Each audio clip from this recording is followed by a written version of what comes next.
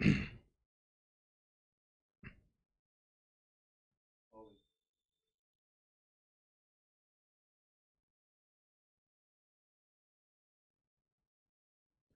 Friends, कैसा सब लोग। तो फ्रेंड्स, आज की वीडियो के अंदर बात करेंगे एक ऐसे महत्वपूर्ण टॉपिक की जो आपको सीटेट के एग्जाम में भी देखने को मिल जाता है। उसके साथ साथ चाहे कोई भी टीचिंग का एग्जाम हो, चाहे कोई आपका सुपर टेट हो, केवीएस हो, चाहे आपका टेट के एग्जाम हो, लाइक आपका यूपी टेट हुआ, छत्तीसगढ़ टेट टेट टेट हुआ, या चाहे आपका राजस्थान का टेट हुआ, जितने भी एक्सवाइजेड टीचिंग के एग्जाम होते हैं, लगभग यहां से आपको क्वेश्चन देखने को जरूर मिल जाता है।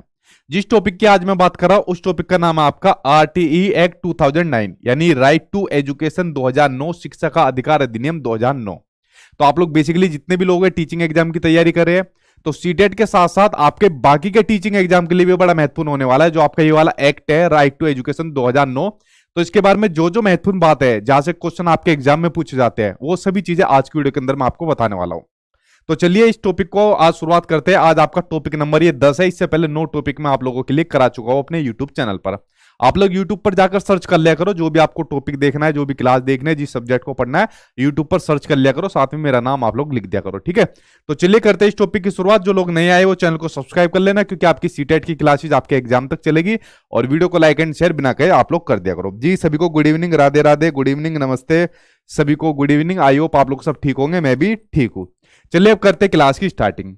और उसके अलावा ये मेरे सीटेट के नोट्स है, जिनको आप लोग मेरी वेबसाइट sachinacademy.com से जाकर ले सकते हो। इसके अंदर आपको ये सारी चीज मिल जाएगी जो आपकी स्क्रीन पर दिख रही है। इसको लेने के बाद आपको XYZ कोई भी किताब लेने की जरूरत नहीं पड़ेगी, ना कोई प्रीवियस ईयर के क्वेश्चन की, ना एनसीईआरटी की, ना ही कंटेंट के लिए, और ना ही आपको जो प्रैक्टिस के लिए सेट लगाते हो उसके लिए भी, ठीक है। सबसे ज्यादा इंपॉर्टेंट मटेरियल आपको यही देखने को मिलेगा, ना कि किसी किताबों के अंदर। इसलिए मैं किताब को रिकमेंड करता भी नहीं, ठीक। जिन बच्चों ने ले लिए उनको फील भी हो गया होगा कि इनको पढ़ने के बाद सीटेट का जो पेपर है वो कितना बोना लग रहा होगा इनके सामने, ठीक। चलिए अब बात करते हैं आपके राइट टू एजुकेशन के ऊपर। बात करते हैं एक एक करके, सभी पॉइंट के ऊपर चर्चा कर लेते हैं। देखिए सबसे पहले इसके बारे में थोड़ी सी बेसिक जानकारी आप लोग देख लीजिए। सीटेट के एग्जाम में बेसिक जानकारी नहीं आती कि भाई कब लागू हुआ, कब बना, क्या कौन सा अमेंडमेंट हुआ, लेकिन आपके टीचिंग एग्जाम में जरूर आती है। लेकिन आज की वीडियो के अंदर जो मोस्टली इंपोर्टेंट आपके पॉइंट होते हैं, उन सभी को मैंने इंक्लूड किया हुआ है, ठीक है, जिससे आज आपका चैप्टर पूरा कंप्लीट हो जाएगा और फ्यूचर में भी आपको दोबारा इसको पढ़ने की जरूरत ना पड़े, ठीक।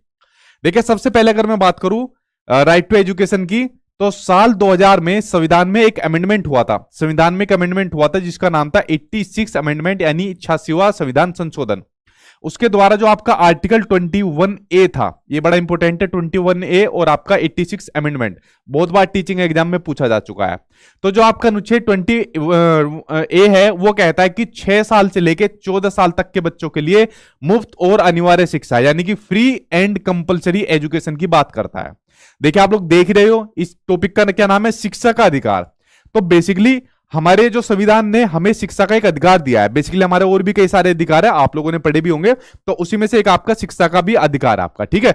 शिक्षा का अधिकार बेसिकली कहता है कि ऑल ओवर इंडिया का कोई भी बच्चा हो, उसको शिक्षा प्राप्त करने का पूरा अधिकार है, उसको शिक्षा से वंचित नहीं रखा जाएगा।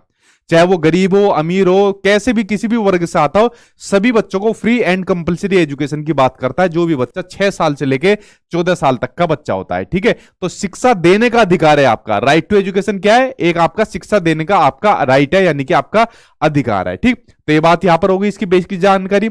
उसके अलावा इसको जो पारित हुआ था, यानी जो लागू हुआ था ये आपका 1 अप्रैल 2010 से इसको लागू किया गया था। बहुत बार आपके टीचिंग एग्जाम में पूछा जा चुका है। वैसे 2009 को लोकसभा में ये पारित हुआ था, लेकिन लागू हुआ था ये 1 अप्रैल 2010। तो आप लोगों को सबसे ज्यादा यही चीज ध्यान रखनी है कि 1 अप्रैल 2010 से इसको लागू किया गया था, इस एक्ट को लागू किया गया था, ठीक। ये बेसिक जानकारी मैंने आपको बता दी जो आपके टीचिंग एग्जाम में पूछी जाती है।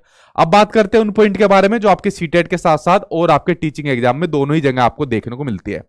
देखिए अगर आप लोगों ने किसी ने इसका ऑफिशियली डॉक्यूमेंट पढ़ा होगा, लगभग 16 पेज का है वो, तो उसके अंदर आपका सबसे इंपॉर्टेंट है आपका चैप्टर 4। उस डॉक्यूमेंट के अंदर सबसे इंपॉर्टेंट है आपका चैप्टर नंबर 4। उसके अंदर रिस्पॉन्सिबिलिटीज की बात की गई है, जो दायित्व होते हैं। दायित्व किसके होते हैं, जो स्कूल होता है और जो आपका टीचर होता है। तो स्कूल और टीचर के रिस्पॉन्सिबिलिटीज की बात की गई है, ठीक है। इनकी रिस्पॉन्सिबिलिटीज यानी इनके दायित्व की बात की गई है कि टीचर के और स्कूल के क्या क्या दायित्व होनी चाहिए, क्या क्या इनकी जिम्मेदारियां होनी चाहिए, उनके बारे में आज हम लोग पढ़ेंगे डिटेल में, क्योंकि यहां से क्वेश्चन आपको देखने को मिलता है। ठीक, ये आपके वैसे चैप्टर 4 में दी हुई है। वीडियो के अंदर मैंने आपको पॉइंट टू पॉइंट समझाया हुआ है, क्योंकि ऑफिशियली डॉक्यूमेंट आपको पढ़ने की जरूरत नहीं है। ठीक, इसके ऊपर पढ़ते हैं। इसमें बेसिकली कई सारी धाराएं दी हुई है, उन्हीं धाराओं को आपको पढ़ना है कि कौन सी धारा में क्या वाली बात कही गई है। चलिए एक एक करके सभी धाराओं के ऊपर हम लोग पढ़ लेते हैं। देखिए सबसे पहले बात करते हैं धारा 12 की, जो आपके सीटेट के एग्जाम में बहुत बार पूछी जाती है। ठीक है, सबसे महत्वपूर्ण सीटेट वालों के लिए है। वैसे तो पूरा ही चैप्टर इंपॉर्टेंट है, लेकिन यहां से क्वेश्चन कुछ पता नहीं ज्यादा पूछता है, जो पिछली बार ऑनलाइन एग्जाम हुआ था। तो देखिए धारा 12 क्या कहती है, इसके ऊपर हम एक बार करके नजर डालते हैं। तो धारा 12 कहती है कि जो प्राइवेट स्कूल होते हैं, जो भी निजी स्कूल होते हैं, उसमें रिजर्वेशन की बात करती है। और रिजर्वेशन किसको मिलना चाहिए? जो गरीब बच्चे हैं उनको रिजर्वेशन मिलना चाहिए 25%, यानी कि 25 रिजर्वेशन की बात करती है। आपके सीटेट के एग्जाम में तो जितने भी क्वेश्चन आए जो आपके ऑनलाइन शिफ्ट के अंदर हुए थे, उसमें सेम यही आए थे कि जो गरीब वर्ग के बच्चे होते हैं, जो निजी स्कूल होते हैं, उसमें आरटी जो एक्ट है आपका किस प्रावधान की बात करता है। तो किस प्रावधान की बात करता है? आपको रिजर्वेशन देने की बात करता है कि जो गरीब स्कूल, जो गरीब बच्चे आते हैं, ठीक है, जिनका जो फैमिली जो बैकग्राउंड होता है लो होता है, तो अपना सर्टिफिकेट वगैरह बनवा लेते हैं, ठीक है, अपने पेरेंट्स वगैरह का, और उसके बेस पर पता लग जाता है बच्चा गरीब है। और बच्चा अगर गरीब है तो उसको निजी स्कूल हो गए चाहे प्राइवेट स्कूल हो गए, उसमें 25 रिजर्वेशन ऐसे बच्चों को दिया जाना चाहिए। टोटल स्टूडेंट में से ऐसे 25% बच्चे आपको अपने स्कूल में शामिल करने चाहिए, ये आपका अधिकार कहता है। ठीक है, और प्राइवेट स्कूल के वाले जो होते हैं उनको बड़ी टेंशन होगी इस वालों से। उन्होंने कहा 25% ये ले लेंगे, हमारे इतने खर्चे हम क्या काम करेंगे। प्राइवेट स्कूल वाले काफी बार कोर्ट में भी जाते रहते हैं, कोर्ट वाले भी इनका साथ नहीं देते। ठीक है, इतना कमा रहे हो यार, थोड़ा गरीब बच्चों के लिए कर दोगे तो क्या हो जाएगा। ठीक है, तो राइट टू एजुकेशन के अंदर जो आपकी धारा 12 है वो बात करती है आपकी रिजर्वेशन की। जो गरीब बच्चे हैं उनके रिजर्वेशन की बात करती है कि गरीब बच्चों के लिए भी 25% का भी रिजर्वेशन आपके निजी या प्राइवेट स्कूल के अंदर आपका होना चाहिए। ठीक, पहला पॉइंट आपका क्लियर हुआ। दूसरी बात, ऐसे बच्चों को सफल समावेशन के लिए एक टीचर को इक्विटी पर, ठीक है, इक्विटी पर आधारित पेडागोजी का यूज करना चाहिए। अब देखिए मान लीजिए स्कूल के अंदर सभी बच्चे आते हैं, गरीब बच्चा आता है, अमीर भी आता है, मध्यम वर्गीय आता है, सभी तरीके के बच्चे देखने को मिलते हैं। बट जो एक टीचर होता है ना, टीचर को हमेशा अपनी जो स्टडी करनी चाहिए, जो प्लान बनानी चाहिए स्टडी से संबंधित, या जो पेडागोजी का यूज करना चाहिए, वो हमेशा ऐसा करना चाहिए जिसमें वो सभी बच्चों को इक्वल समझे, इक्विटी की भाषा देखने को मिले, समानता की भाषा यहां पर देखने को मिले। ठीक है, ऐसी टेक्निक का यूज करना चाहिए। कभी बच्चों में अंतर नहीं करना चाहिए, यार ये गरीब सारा तो इसको कम पढ़ाऊंगा, ठीक है, ऐसा काम उसको नहीं करना चाहिए। तो ये वाली बात कहते हैं आपके धारा 12 के अंदर, जो आपके सीटेट के एग्जाम में थोड़ा ज्यादा क्वेश्चन यहां से देखने को मिल जाते हैं। तो ये वाली बात हो गई, आपकी धारा 12 खत्म हो गई। चलिए अब चलते हैं नेक्स्ट धारा के ऊपर। धारा 12 के बाद बात आती है धारा 13 की। धारा 13 में बात की गई है नो कैपिटेशन फीस, और उसके अलावा नो स्क्रीनिंग प्रोसीजर। ठीक है, अगर बच्चा स्कूल में एडमिशन ले रहा है तो उनसे किसी भी प्रकार की कैपिटेशन फीस नहीं ली जाएगी। जैसे कहते हैं ना यार वो स्कूल तो बहुत बढ़िया है, लेकिन उसमें जो है ना एडमिशन लेने के लिए जो डोनेशन चलता है यार 50,000 लगता है, 20,000 लगता है, 30,000 लगता है, उसके बिना स्कूल वाले एडमिशन नहीं लेते। और ये बहुत से प्राइवेट स्कूल वाले ये वाला काम करते हुए। ठीक है, तो अब इस एक्ट के बाद ये वाला काम कह दिया गया कि आप बच्चे से किसी भी प्रकार की या बच्चे के पेरेंट्स से कोई कैपिटेशन फीस नहीं ले सकते, वरना आपको जुर्माना लगाना पड़ेगा। ठीक है, जुर्माना लगेगा आपके ऊपर। और ना ही आप बच्चे का किसी भी तरीके का स्क्रीनिंग टेस्ट कर सकते हैं, ना ही इंटरव्यू ले सकते हैं। अभी कुछ टाइम पहले क्या होता था, बच्चे का इंटरव्यू ले लिया, टेस्ट ले लिया, अगर बच्चे ने ठीक ठाक अपने नंबर ले गया, ठीक है, ठीक ठाक चीजें बता दी, तो उसको एडमिशन कर लिया, और जो नहीं कर पाया तो उसको एडमिशन नहीं लेते थे। और कुछ प्राइवेट स्कूल वाले ऐसे होते थे, मतलब इतने निकम्मे होते थे कि ये छोटे बच्चे जो होते थे उनके पेरेंट्स के इंटरव्यू लेते थे। अब एक बात बताइए, अगर कोई गरीब घर से आता है, जिसके पेरेंट्स गरीब है, जिन्होंने कभी एजुकेशन नहीं देखी, तो उनमें उनकी क्या गलती है? अगर गरीब का बच्चा है तो क्या उसको पढ़ने का अधिकार नहीं है? सभी को पढ़ने का अधिकार है भाई। तो आप उनके पेरेंट्स से इंटरव्यू कैसे ले सकते हो? अगर उनके पेरेंट्स इंटरव्यू में पास हो गए तो आपके बच्चों को भी पास करेंगे। तो कुछ प्राइवेट स्कूल ने ऐसी गलत नीतियां अपनाई थी। बेसिकली प्राइवेट स्कूल वाले बहुत गलत नीतियां अपनाते हैं। ठीक है, तो इनके खिलाफ आवाज भी जाती है, कोर्ट के अंदर भी मैटर जाते हैं। तो हालांकि इसके ऊपर अब जहां तक देखने को नहीं मिलता है, तो आपको बात समझनी है। अगर कोई भी प्राइवेट स्कूल वगैरह आपसे कैपिटेशन की बात करता है, स्क्रीनिंग टेस्ट की बात करता है, तो आप उसके अगेंस्ट में कोर्ट में जा सकते हो। ये वाला अधिकार आपको संपूर्ण आपकी लायबिलिटी रखेगा। ठीक है, तो अगर आपने वाला काम किया तो आपको जुर्माना देना पड़ेगा, यानी पेनल्टी देनी पड़ेगी। ये वाली बात कही गई है आपकी धारा 13 के अंदर, इस वाले अधिकार के अंदर। ठीक है, तो ये वाली बात आप यहां तक समझ के आगे बढ़ते हैं। आगे बात करते हैं, धारा 14 की बात करते हैं। धारा 14 के अंदर देखिए क्या बात कही गई है। धारा 14 कहता है कि किसी भी बालक के पास अगर कोई एज प्रूफ नहीं है, अगर एज प्रूफ नहीं है तो इसको एडमिशन से इनकार नहीं कर सकते।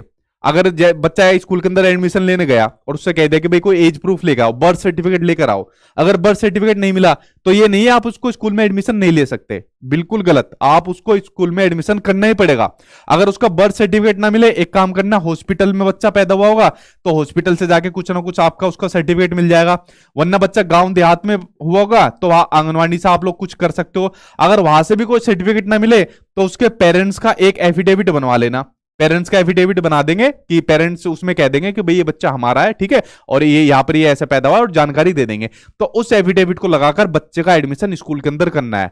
बिना एज प्रूफ की होने की स्थिति में आप बच्चों को एडमिशन से नहीं रोक सकते। और एक बात आपको और बता दूं, जब आप लोग टीचर बन जाओगे, अब बेसिकली जब आप लोग टीचर बनोगे तो ज्यादातर आपको गरीब वर्ग के बच्चे देखने को मिलेंगे, ठीक है, क्योंकि सरकारी स्कूल के अंदर ज्यादातर गरीब वर्ग के बच्चे देखने को मिलते हैं। ठीक, अब मान लीजिए गरीब वर्ग के बच्चे आपको देखने को मिले तो सरकार की तरफ से बहुत सारी सुविधाएं मिलती है, कुछ पैसे मिलते हैं या फिर जैसे स्कूल ड्रेस का पैसा मिलता है आपको।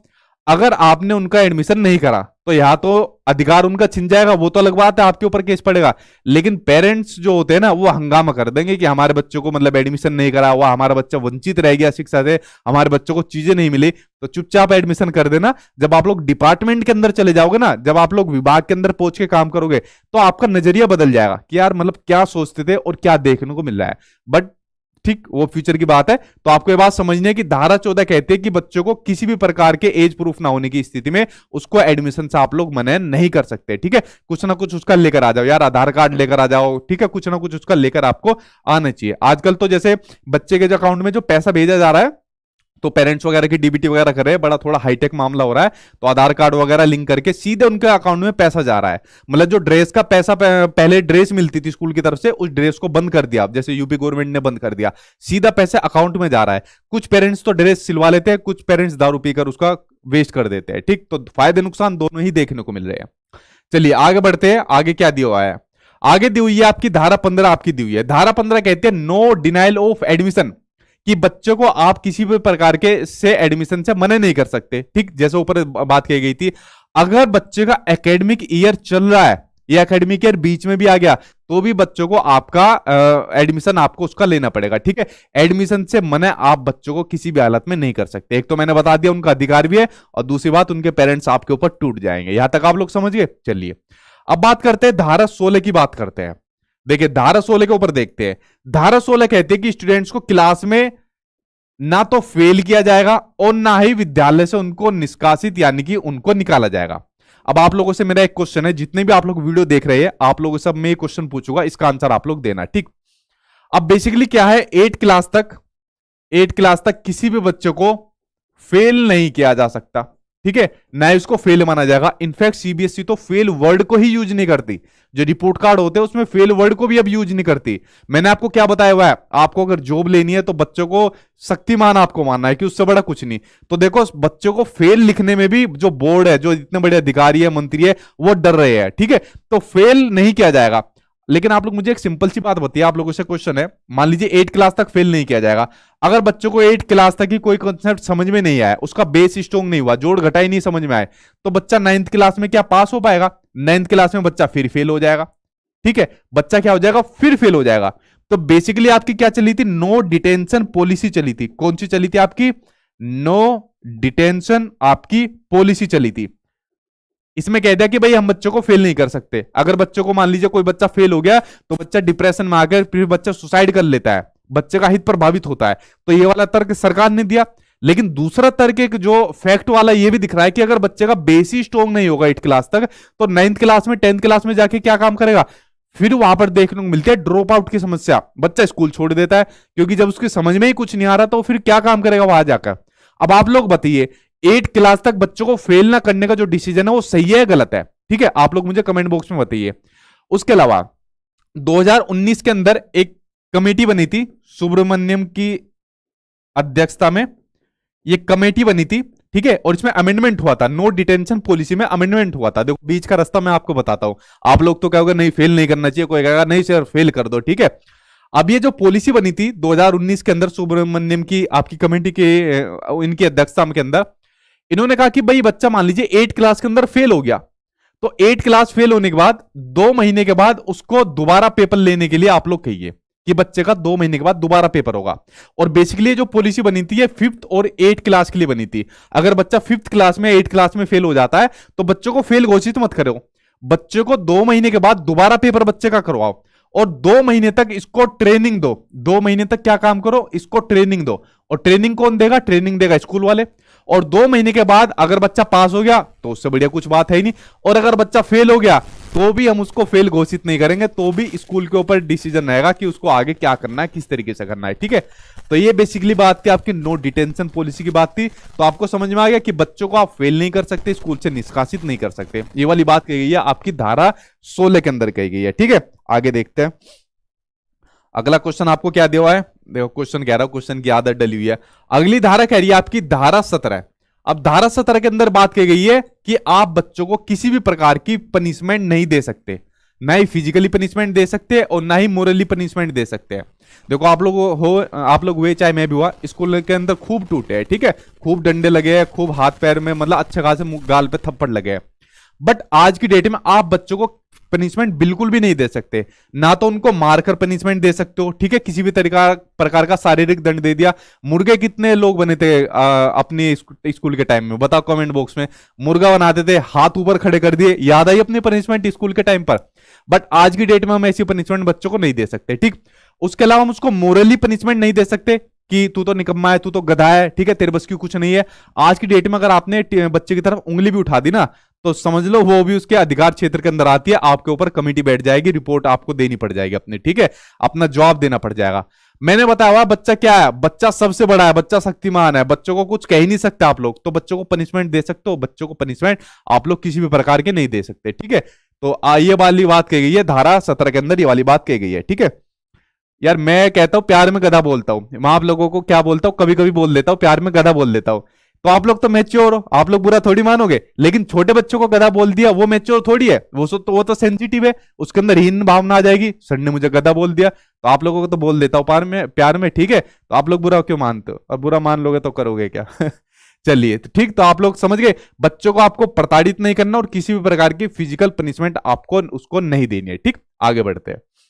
आगे आपकी दी हुई है धारा 24। ये धारा 24 आप लोगों के लिए है, जो आप लोग भावी शिक्षक हो और कुछ समय के बाद आप शिक्षक भी बन जाओगे, टीचर बन जाओगे, तो आपके क्या क्या कर्तव्य होनी चाहिए, क्या क्या आपकी ड्यूटी होनी चाहिए, उसके बारे में आपको दिया हुआ है। ठीक, चलिए अब देखिए टीचर के जो कर्तव्य दिए हुए, बेसिकली 4 तरीके की चीज आपके आरटी के अंदर दी हुई है। उसमें पहली चीज दी हुई है कि टीचर को पंक्चुअल होना बहुत जरूरी है। और ठीक है, टीचर को पंक्चुअल होना बहुत जरूरी है कि टाइम पर आए, रेगुलर अपना काम करे, अटेंडेंस लगाए और बच्चों की अटेंडेंस भी ले, और उसके अलावा जो क्लासरूम है उसके अंदर टाइम से आए और टाइम पर पढ़ाए। ठीक, तो पंक्चुअल की बात करता है जो आपका आरटी 2009 है। उसके अलावा ये कहता है कि बच्चों का जो करिकुलम होता है, जो बच्चे का पाठ्यक्रम होता है, वो एक निश्चित टाइम पीरियड के अंदर टीचर उसको कंप्लीट करा दे। तो ये भी क्या होता है, एक टीचर का कर्तव्य होता है, ठीक है, उसकी ड्यूटी होती है। उसके अलावा जो बच्चे की जो मेंटल एबिलिटी है, जो बच्चे की जो मेंटल एबिलिटी है, उसके अकॉर्डिंग बच्चों को शिक्षण कराया जाए। ये नहीं बच्चे की मेंटल एबिलिटी यहां तक है और आप लोग पढ़ा रहे हो उसको हाई लेवल तक का, ठीक है, ऐसा काम आप लोग नहीं कर सकते। तो इस वाली बात को क्या कहते हैं, ये इसकी ड्यूटीज बताई गई है। उसके साथ साथ में एक ड्यूटी की बात कही गई है कि बच्चे के जो पेरेंट्स होते हैं, जो बच्चे के अभिभावक होते हैं, पेरेंट्स होते हैं, टाइम टू टाइम पर उनके साथ मीटिंग करते रहिए कि और बच्चों की जो भी प्रोग्रेस होती है, रिपोर्ट कार्ड होता है, वो उनको बताते रहो कि भाई आपका बच्चा स्कूल में इस तरीके से बिहेव कर रहा है, इस तरीके से चीजों को सीख रहा है, इस तरीके से चीजों को नहीं सीख रहा, तो ये चीज आपको बतानी चाहिए। तो आरटी के अंदर ये 4 पॉइंट दिए हुए जो आपके शिक्षक के कर्तव्य आपको दिए हुए, ठीक है। इसके अलावा स्कूल वाले आपसे चाहे कुछ भी करा ले वो अलग बात है, लेकिन ये 4 कर्तव्य आपके आरटी के अंदर दिए हुए। तो यहां तक आप लोग समझ गए कि आपके कर्तव्य क्या होंगे जब आप लोगों को जॉब मिल जाएगी, तो ये आपको अपनी ड्यूटी निभानी पड़ेगी। ठीक, चलिए बढ़ते अब आपके अगली धारा 27 के ऊपर हम लोग पढ़ते हैं। धारा 27 क्या कहती है, ध्यान से सुनो भावी शिक्षकों। अभी आपका अभी तो जॉब नहीं मिल रही है, भगवान करे आपको जल्दी जॉब मिले। जब आपको जॉब भी मिल जाएगी ना, तब आप लोग फिर परेशान हो जाओगे, यार कैसा डिपार्टमेंट मिल गया, ठीक है, या तो इतना काम करना पड़ता है, हम तो खूब परेशान हो गए ड्यूटी से, वो चीज बात की है, ठीक है। लेकिन आप लोग पहले यहां देखिए जो आपके लिए महत्वपूर्ण है कि आरटी के अकॉर्डिंग जो टीचर होता है उसको गैर शैक्षणिक कार्यों में नहीं लगाया जा सकता, ठीक है, उसको शैक्षणिक के अलावा किसी भी और दूसरे कार्य में नहीं लगा सकते। जैसे आज की डेट में कुछ बच्चों कुछ टीचर को पेरेंट उसमें मिड डे मील में लगाया हुआ था, उनके सामान वगैरह राशन वगैरह लाते थे, बनवाते थे। लेकिन जब एनईपी 2020 आई तो एनईपी 2020 ने क्लियर कह दिया अपने डॉक्यूमेंट के अंदर कि अब टीचर की किसी भी गैर शैक्षणिक कार्य में उनकी ड्यूटी नहीं लगेगी। इस बात को एनईपी 2020 ने कह दिया। लेकिन जो टीचर की जो ड्यूटी लगती है वो 3 जगह जरूर देखने को मिल जाती है, इन 3 के अलावा कहीं भी टीचर की ड्यूटी नहीं लगेगी आपकी, ठीक है। अब ये मत कह देना जॉब लगने वाला सचिन सर ने तो बताया था 3 जगह ड्यूटी लगाएंगे, चौथी जगह नहीं लगाएंगे।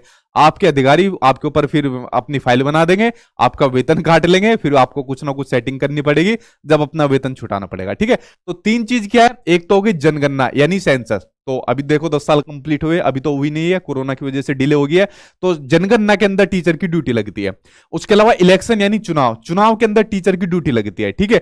और अभी जैसे कोरोना हुआ था, आप लोग देख सकते हो कोरोना के अंदर कितने टीचर भी एक्सपायर हो गए थे, मर गए थे, और बात और भी जितने डिपार्टमेंट के लोग थे काफी लोग एक्सपायर हो गए थे, मर गए थे, ठीक है। मुझे अभी भी याद है जब कोरोना का जो लहर आई थी तो मेरी भी उसमें ड्यूटी लगी थी, तो मुझे क्या बनाया था, मुझे प्रिजाइडिंग ऑफिसर बनाया था, यानी मैं पीठासीन अधिकारी बना था। जो बूथ होता है ना पूरा, जहां पर वोट डलती है, पूरा स्कूल जो होता है, उसकी जिम्मेदारी इस अधिकारी के पास में होती है, जो मैं बना था, ठीक है। मतलब मेरे अंडर में सब कुछ था। तो आप लोग सोच सकते हो उस कोरोना की पीक में मैं बस बच के आया हूं, आप लोगों के सामने दिख रहा हूं, वो एक पीक टाइम था और बहुत लोग मरे थे उसके अंदर, ठीक। तो इलेक्शन में ड्यूटी लगा सकते हैं, आपदा प्रबंधन में टीचर की ड्यूटी लगा सकते हैं, जैसे भी कोरोना आ गया तो कोरोना के अंदर काफी टीचर की ड्यूटी लगा दी थी। तो इन 3 चीजों को छोड़कर और किसी भी जगह आप लोग टीचर की ड्यूटी नहीं लगा सकते, ठीक है। ये 3 आपके ऑफिशियल है, बाकी आपके अधिकारी आपसे कहीं भी कुछ भी लगा ले, आपको बीएलए बना दे या कुछ और बना दे, वो उनका काम है। लेकिन ये 3 आपको ध्यान रखनी है जो आपके पेपर में देखने को मिल जाती है, ठीक है। चलिए बढ़ते हुए आपके आगे और क्या चीज दी हुई है। अब देखिए, अब यहां पर टीचर स्टूडेंट का रेशियो आई होप आप लोग सभी को पता होगा, शायद कोई बच्चा नहीं है जिसको ना पता हो कि जो प्राइमरी क्लास होती है, फर्स्ट क्लास से लेके 5th क्लास तक की जो क्लास होती है, उसमें टीचर स्टूडेंट का जो रेशियो होना चाहिए वो होना चाहिए 30:1, यानी 30 बच्चों पर एक टीचर होना चाहिए। ये होता है प्राइमरी क्लास में, क्लास 1st से 5th में। उसके अलावा अगर अपर प्राइमरी क्लास है, उच्च प्राथमिक क्लास है, तो वहां पर टीचर स्टूडेंट रेशियो बढ़ जाएगा, 35:1 बढ़ जाएगा। जैसा अभी क्या हो गया, यूपी के अंदर बवाल हो गया, ठीक। तो यूपी के जो मिनिस्टर थे उन्होंने कह दिया भाई हमारे यहाँ पर तो टीचर स्टूडेंट रेशियो बराबर है, जब टीचर स्टूडेंट रेशियो बराबर है तो वैकेंसी नहीं निकलने की, ठीक है। तो एक काफी विवाद चल रहा है इसके ऊपर, किसी और दिन डिटेल में बात करूंगा, फिलहाल आप लोग इसको देखिए क्योंकि आपको ये पता भी होगा। तो ये वाली बात आपको पता होगी। उसके अलावा अगर आपके स्कूल में, ठीक, अगर आपके स्कूल में बच्चों की संख्या 200 से अधिक हो जाए तो टीचर स्टूडेंट का रेशियो आपका क्या हो जाएगा, 40:1 हो जाएगा, कि 40 आपके बच्चों पर एक आपका टीचर हो जाएगा अगर क्लास 200 से ज्यादा हो जाए। उसके अलावा अगर प्राइमरी लेवल पर 150 से ज्यादा बच्चे हो जाए, प्राइमरी लेवल पर 150 से ज्यादा बच्चे हो जाए, देखिए प्राइमरी पर क्या होता है आपका 30:1 होता है, तो यहां पर 30 के हिसाब से 5 तो आपके टीचर वैसे ही ऑलरेडी बन जाएंगे। उसके अलावा एक प्रिंसिपल भी यहां पर बढ़ जाता है। अगर बच्चों की संख्या 150 प्लस है तो वहां पर एक प्रिंसिपल होना जरूरी है 5 टीचर के साथ में, ठीक है। ये वाली बात कंप्लीट होगी। उसके अलावा आरटी 2000 के अनुसार एक सप्ताह में जो न्यूनतम घंटे होने चाहिए वो होने चाहिए आपके 45 घंटे होनी चाहिए। टीचिंग एग्जाम में मेरे ख्याल से जो आरटी से संबंधित सबसे ज्यादा क्वेश्चन आया वो आपका यही आया, 45 घंटे वाला पूछा गया, ठीक। तो ये डाउट आपका क्लियर हुआ। उसके अलावा आरटी के अकॉर्डिंग प्राइमरी लेवल पर जो न्यूनतम एकेडमिक आवर्स है, न्यूनतम शैक्षणिक घंटे है, वो होनी चाहिए 800, और जो न्यूनतम आपके कार्य दिवस है वो होनी चाहिए आपके 200 दिन होनी चाहिए प्राइमरी लेवल पर। लेकिन अगर मैं बात करूं उच्च प्राथमिक स्तर पर तो न्यूनतम शैक्षणिक घंटे होने चाहिए आपके 1000 घंटे, और दिन होने चाहिए आपके 220 दिन आपके होने चाहिए, ठीक। ये वाली कुछ जानकारी जो आपको सामने मैंने डिस्कस की। आगे देखिए अगला पॉइंट क्या दिया हुआ है। अगला पॉइंट दिया हुआ है कि बालकों को क्लास 8 तक निष्कासित नहीं कर सकते। मैंने कहा था बच्चों को हम लोग फेल नहीं कर सकते क्लास 8 तक, और मैंने इसको बता भी दिया कि इसके अंदर क्या हुआ है, 2019 के अंदर अमेंडमेंट हुआ, जो कमेटी आई सुब्रमण्यम की, उन्होंने कहा ठीक है भाई फेल नहीं कर सकते तो बच्चों को 2 महीने बाद दोबारा पेपर कंडक्ट कराओ, उसको सही तरीके से पढ़ाओ, ट्रेनिंग दो, अगर उसके बाद भी फेल हो जाता है तो फिर आप लोगों के हाथ में डिसीजन है, ठीक है।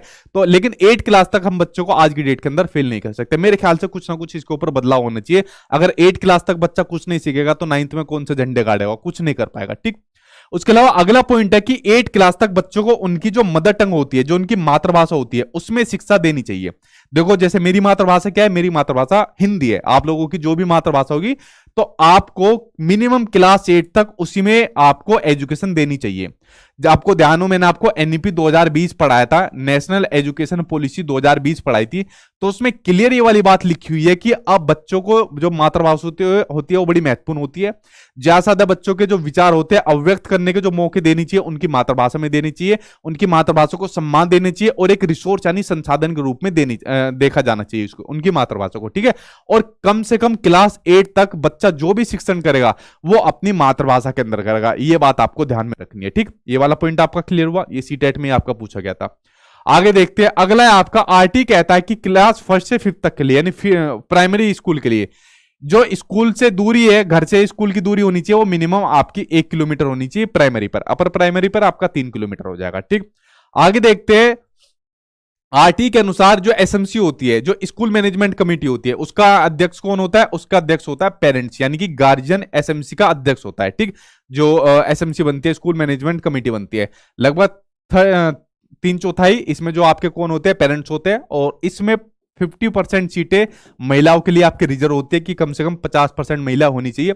जब आप लोग ऐसे टीचर बन जाओगे तो आप लोग देख सकते हो इस तरीके से पेरेंट्स आपके सामने रहेंगे और ये सभी पॉइंट के ऊपर आप लोगों से डिस्कशन भी करेंगे। बेसिकली इन लोगों का ग्रुप भी बना हुआ है, ठीक है। एक मतलब क्या कहते हैं उसको, ध्यान नहीं आ रहा, एक कमेटी टाइप इन्होंने बनाई हुई है, अपना ग्रुप बनाया हुआ है, ठीक। उसके अंदर ये काफी लोग जुड़े हुए हैं, ऑल ओवर इंडिया लेवल तक के लोग जुड़े हुए हैं, ठीक।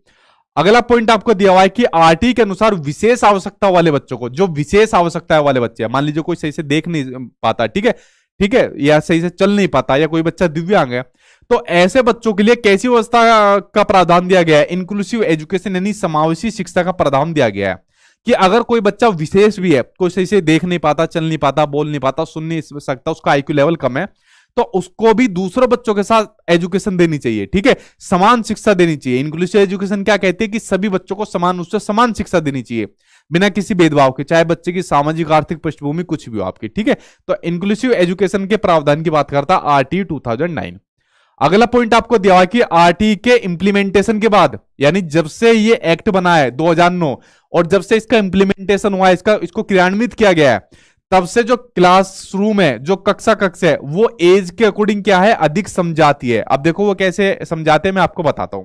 आरटी 2009 बन गया, आरटी 2009 के अंदर क्या वाली बात कही गई है कि 6 साल से लेकर 14 साल तक के बच्चों को फ्री एंड कंपलसरी एजुकेशन दी जाए।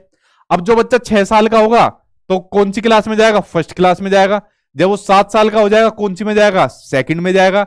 8 का हो जाएगा 3 में जाएगा। इसी तरीके से आगे क्लास में भी जाएगा।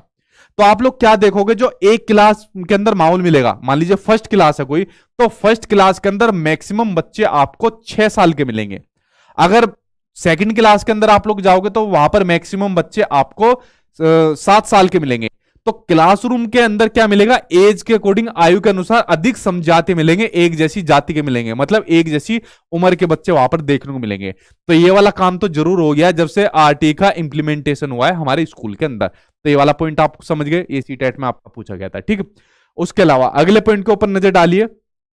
अगला पॉइंट कहता है, ये क्वेश्चन भी आता है सीटेट के अंदर, पिछले कुछ टाइम से आ रहा है, कि जो दिव्यांग बच्चे होते हैं, ठीक, कौन से होते हैं? जो दिव्यांग बच्चे होते हैं उनके लिए भी मुफ्त शिक्षा की बात करता है, बट ये 18 साल तक की बात करता है। अगर कोई सामान्य बच्चा है तो उसको 6 साल से लेकर 14 साल तक की फ्री एंड कंपलसरी एजुकेशन मिलनी चाहिए। लेकिन अगर कोई दिव्यांग बच्चा है तो उसके लिए 6 साल से लेकर 18 साल तक की आपकी फ्री एंड कंपलसरी एजुकेशन हो जाती है। 4 साल इनके बढ़ जाते हैं दिव्यांग बच्चों के लिए, ठीक। तो ये आपका आरटी का पूरा कंसेप्ट, पूरा चैप्टर था जो मैंने आज की वीडियो के अंदर आपको समझा दिया। और जितने भी आपके टीचिंग एग्जाम होते हैं, चाहे आपका सीटेट का भी एग्जाम होता है, इससे बाहर आपको देखने को नहीं मिलेगा, ठीक है। अब आपका कोई क्वेश्चन हो तो आप लोग क्वेश्चन पूछिए, और अगर आपको वीडियो पसंद आए तो इसको वीडियो को लाइक कर देना और चैनल को सब्सक्राइब कर लेना, क्योंकि आपके एग्जाम तक ये आपकी क्लास चलती रहेगी, ठीक। और कोई चीज और पूछनी हो आप पूछे कमेंट बॉक्स में, क्या आपको क्वेश्चन पूछना है, ठीक। ये आपका पूरा आरटी का पूरा चैप्टर मैंने यहाँ पर खत्म कर दिया। और पूछिए अब आपको क्या पूछना है, फिर मैं वीडियो को यहीं पर स्टॉप कर देता हूं। जी वेरी गुड, 6 से 18 सारे सब्जेक्ट का पेडागोजी करा दीजिए। अगर आप डेली क्लास ले रहे हो ना, तो डेली क्लास में पेडागोजी मैं यहां पर डिस्कस करता हूं, तो आप लोगों की पेडागोजी ऑटोमेटिक क्लियर हो जाएगी, ठीक है। और उसके अलावा कुछ वीडियो मैं अलग से डालूंगा जो आपके सिर्फ पेडागोजी पर आधारित रहेगी। आप लोग यार ये सब मेरे ऊपर छोड़ दो, आप बेफिक्र रहो, ठीक है। जो मैं पढ़ाता जा रहा हूं उसको करते ही आप लोग, क्या कराना है कैसे कराना है वो मेरी जिम्मेदारी है, ठीक। और बताइए सर केवल मॉक टेस्ट में दोनों लेवल का टेस्ट है या एक ही है? दोनों लेवल के आपके टेस्ट है। जो मॉक टेस्ट है दोनों लेवल के आपके मॉक टेस्ट है। और जो मेरे सीटेट के नोट्स भी है उसके अंदर भी आपका पेपर 1 लेना है तो पेपर 1 है, पेपर 1 और 2 लेना है तो वो भी आपका है। ठीक है, तो दोनों ही पेपर आपके हैं। और पूछे क्या क्वेश्चन आप लोगों का है? ठीक, वीडियो के एंड में बीच में तो मैं कभी पूछता नहीं, ना मेरी आदत है, तो वीडियो के खत्म होने पर ही मैं कुछ ना कुछ क्वेश्चन पूछता हूं। आप पूछ लीजिए जो भी आपका क्वेश्चन है। ठीक है, वेरी गुड। अभी तक आंसर ही दे रहे हो आप लोग। चलिए तो फिर मैं वीडियो को यही स्टॉप कर देता हूँ। आई होप आपको वीडियो पसंद आई होगी। कल मिलते हैं फिर अपने वही टाइम पर 8 बजे किसी और दूसरे टॉपिक या किसी और दूसरी क्लास के साथ। तब तक आप लोग पढ़ते रहना, अपना ध्यान रख लेना जी। मैथ्स की भी होगी, आप लोग मैथ्स की भी कंटिन्यू चलिए। देखिए जितने भी सब्जेक्ट है सभी को मैं आपके चला रहा हूं अपने यूट्यूब चैनल पर, तो सभी की होगी। ठीक है, बेफिक्र आप लोग रहिए। सर आपका पीडीएफ डाउनलोड हो सकता है? हाँ भाई, डाउनलोड ही होता है। आप लोग जब इसको मेरी साइट पर जाओगे, गूगल पर लिखना sachinacademy.com, तो मेरी वेबसाइट खुल जाएगी। वहां पर जाकर अपना लॉगिन वगैरह करेगा, जो भी पेमेंट का मेथड होता है उसको कर लेना। और पीडीएफ को आप लोग वही डाउनलोड का ऑप्शन होता है वहां पे डाउनलोड कर लेना। उसी के नीचे पासवर्ड लिखा होता है, उस पासवर्ड को कॉपी पेस्ट करके आप लोग उसको ओपन कर लेना। ठीक है, प्रिंट निकालना चाहे तो आपका प्रिंट भी निकल सकता है। और पूछे क्या क्वेश्चन है? हाँ, साइंस की भी कराऊंगा यार, साइंस की नहीं कराई मैंने, साइंस की कराऊंगा, बेफिक्र रहिए आप लोग। सीटेट का फॉर्म कब फिल होगा? सीटेट का फॉर्म मैंने आपको बताया था, आपको ये वाला मैं हफ्ता तो गया, एक हफ्ता और जाएगा, उसके बाद आपको देखने को मिलेगा सीटेट का फॉर्म। ठीक जी।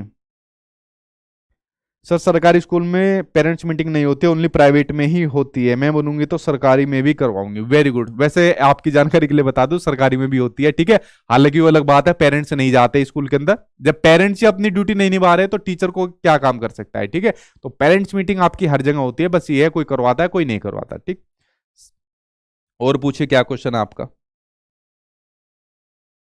चलिए अब मैं वीडियो को स्टॉप करता हूं। इंग्लिश लेना जरूरी है आपकी उसके ऊपर है, चॉइस के ऊपर। हिंदी लेना हो, इंग्लिश लेना हो, संस्कृत लेना हो, उर्दू लेना हो, कुछ भी आप लोग ले सकते हो। चलिए फ्रेंड्स, अब मैं वीडियो को स्टॉप करता हूं। आई होप आपको वीडियो पसंद आई होगी। कल मिलता हूं दूसरी क्लास के साथ। Thank you.